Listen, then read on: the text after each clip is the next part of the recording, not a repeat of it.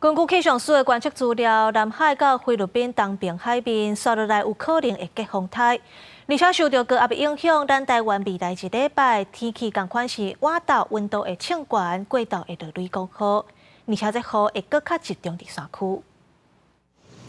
日头赤炎炎，台北市科教观测站伫早起10点半，高温落来到35.5度。气象署预测，未来一礼拜全台湾拢是中昼前好天烧热，但是午后有机会出现雷雨。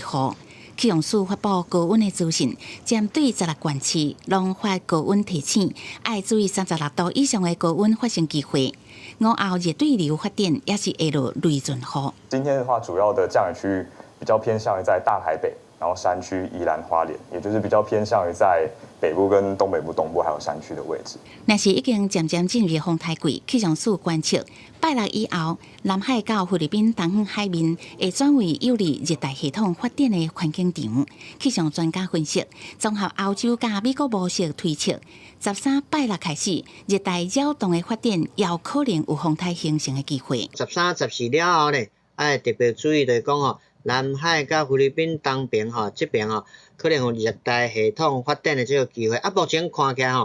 这两个这个低气压变风台的机会差不多2成到3成左右天气风险公司是预测南海的热带扰动会顺偏强的太平洋高压的边啊，往西北挖进中国到越南。因为即马季节已经大热，高压进一步向北偏西的时阵，才有机会比较较挖进台湾。记者综合报道。